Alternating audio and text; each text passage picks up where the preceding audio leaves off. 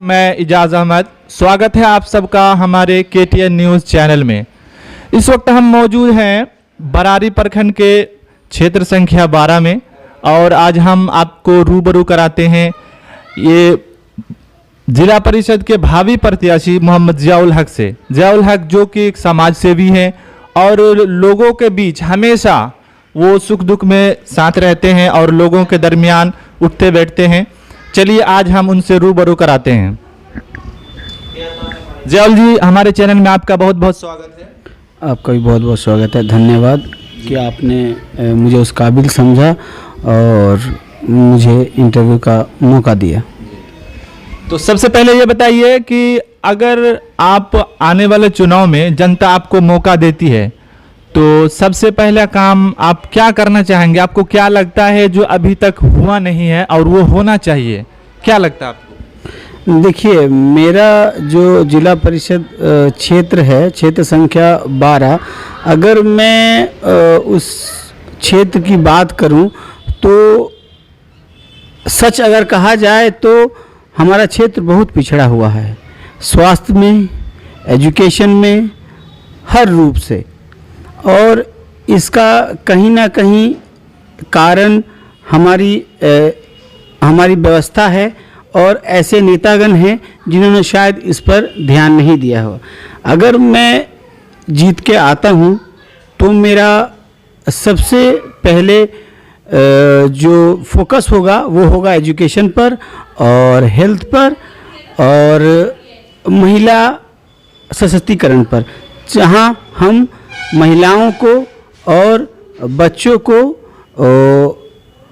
उसको मजबूत करने का काम करेंगे, आत्मनिर्भर करने का काम करेंगे एजुकेशन के रूप में और स्वास्थ्य के रूप में।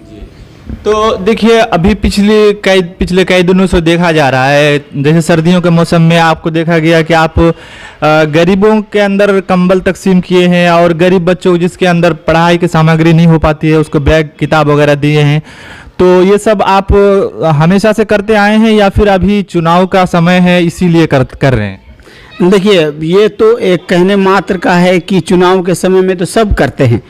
आप अगर मेरे प्रोफाइल में जाएंगे तो आपको शायद दिखाई देगा कि मेरी एक संस्था है जो इंडिया परिवार के नाम से जानी जाती है। वो लगातार स्वास्थ्य में और एजुकेशन में काम करती आई है। इसमें हम लोगों ने कभी ये नहीं सोचा कि भविष्य में इलेक्शन लड़ा जाएगा या नहीं लड़ा जाएगा। ये तो एक अलग विषय वस्तु है कि इलेक्शन और समाज की सेवा एक अलग चीज़ है। जब मैं लगातार पिछले 5-7 सालों से लोगों की सेवा में हूँ, मुझे ऐसा लगता है एक पढ़ा लिखा नौजवान होने के कारण कि मेरी भी कुछ जिम्मेदारियां हैं इस समाज के प्रति। मैं एक इंजीनियर हूं, मैं आपको बता देना चाहता हूं कि मैं एक इंजीनियर हूं, मैंने इंजीनियरिंग की है और किसी कारण से मुझे वापस अपने घर आना पड़ा। मेरा मेडिकल रिलेटेड बिजनेस है और जब मैंने गांव में जाके देखा तो गांव की हालत एकदम विपरीत थी जो हम लोगों ने शहरों में देखा। अस्पताल नहीं है, ट्रीटमेंट की व्यवस्था नहीं है, तो एजुकेशन एकदम नील है। बरारी में जो अस्पताल है बालू घाट से स्टार्ट होता है बरारी और काढ़ागोला में जाके ख़त्म होता है। अगर किसी को पेट में दर्द होता है या एक डिलीवरी का समय होता है किसी महिला का, तो उनको यहाँ से 40 किलोमीटर चल के जाना पड़ता है। ये कैसी व्यवस्था है अब बताइए?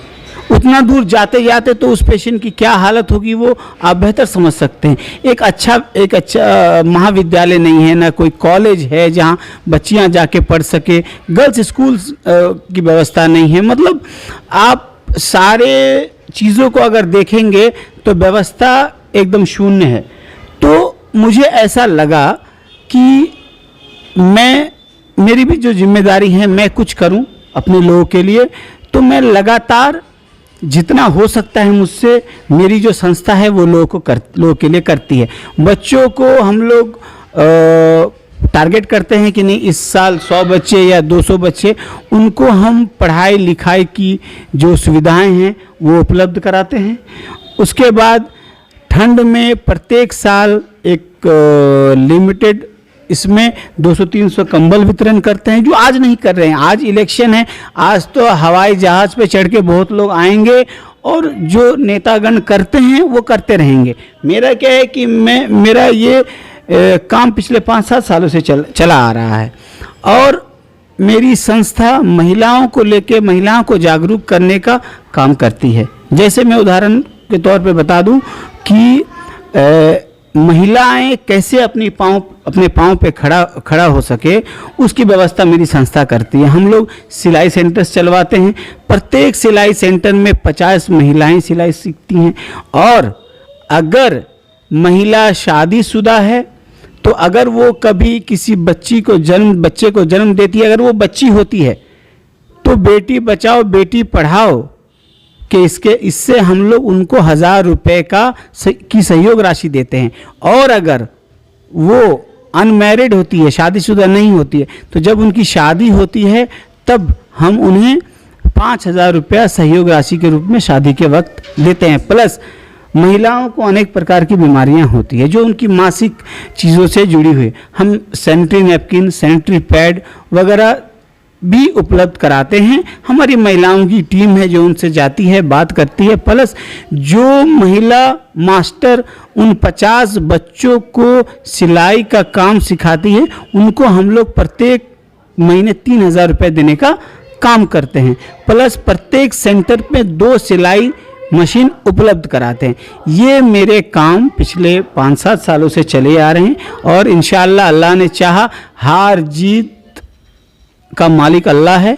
अगर जीतूंगा मैं तो भी लगातार ये काम करता रहूँगा और अगर हारूंगा तो भी ये काम करता रहूँगा। लेकिन अगर मैं जीता, जनता मालिक है, उन्होंने मुझे जिताने का काम किया, तो मेरी 2 लड़ाई जो सबसे बड़ी होगी वो कि मैं एक सदर अस्पताल सेमापुर के आसपास कहीं ला सकूं और जो हमारे ब्लॉक का काम होता है वो सेमापुर के आसपास कहीं व्यवस्थित करने का काम कर सकूं, ताकि हमारे जो सेमापुर के आसपास के इधर के जो लोग हैं उन्हें 40 किलोमीटर का सफ़र तय न करना पड़े, बड़ी आसानी से वो अपने घर के आसपास अपना काम कर सकें।